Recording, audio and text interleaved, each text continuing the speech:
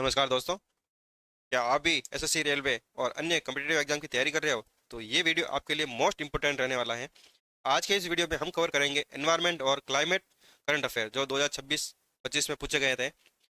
सबसे important MCQ आज की इस क्लास में है जो हर एग्जाम में एक या दो सवाल पक्के आते हैं। तो चलिए शुरुआत कर रहे हैं आज की क्लास।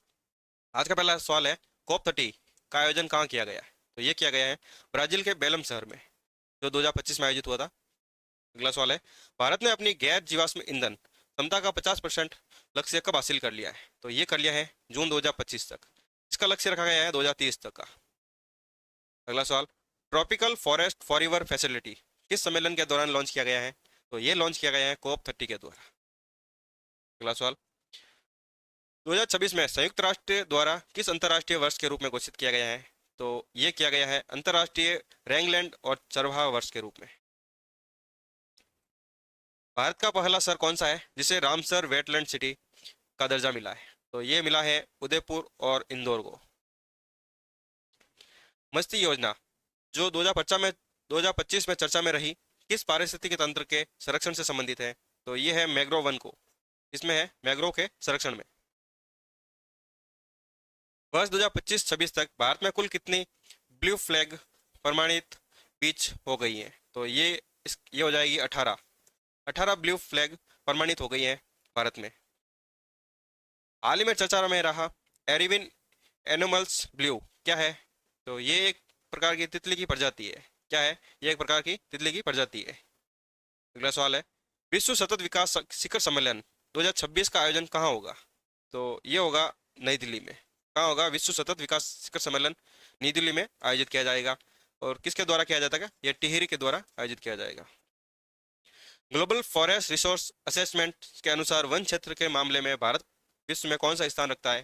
तो ये हो जाएगा भारत विश्व में 9वां स्थान रखता है। कौन सा रखता है? 9वां। कार्बन क्रेडिट ट्रेडिंग स्कीम्स को भारत में किस वर्ष पूर्णतः कार्यात्मक बनाया गया है? तो ये बनाया गया है 2025 तक। कब बनाया गया है? 2025 में।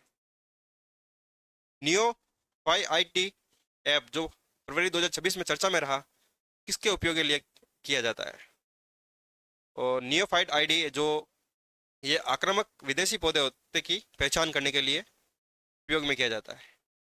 पर्यावरण के किस नेशनल हाईवे पर हाल ही में गोल्डन लंगूर की मौत ने पर्यावरण प्रेमियों को ध्यान आकर्षित खींचा है?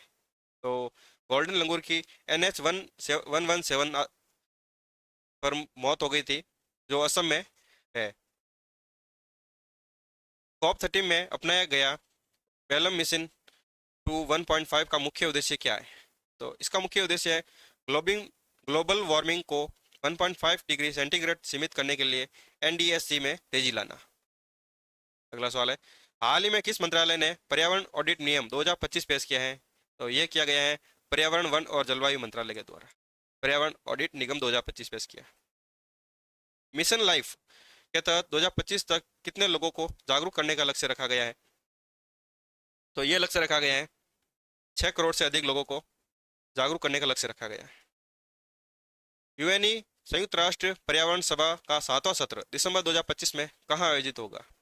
तो ये किया गया है नैरोबी केन्या में आयोजित किया गया था 2025 में। भारत का ग्रेट निकोबार द्वीप प्रोजेक्ट खबरों में क्यों था? तो ये था पूर्णतः पारिस्थितिक प्रभाव और राजनीतिक महत्व के कारण हाल ही में ग्रेट निकोबार द्वीप प्रोजेक्ट खबरों में रहा था। अगला सवाल है, वर्ल्ड एयर क्वालिटी रिपोर्ट 2024-25 के अनुसार दुनिया की सबसे प्रदूषित राजधानी कौन सी बनी है? तो ये बनी है भारत की नई दिल्ली। सेकंड नंबर पे आता है बांग्लादेश का ढाका। आज का लास्ट सवाल है, अरावली लैंडस्केप रीस्टोरेशन प्लांट के तहत 2025 में कितने हेक्टेयर क्षेत्र को बहाल किया गया है? तो ये किया गया है 36,025 हेक्टेयर को बहाल किया गया है अरावली लैंडस्केप रीस्टोरेशन प्लान के तहत। अगर वीडियो पसंद आई हो तो लाइक करें। ऐसा ही रेलवे एसएससी की डेली करंट अफेयर के लिए हमारे channel current GK by DR को लाइक शेयर सब्सक्राइब करें। मिलते हैं अगली क्लास में, तब तक के लिए जय हिंद।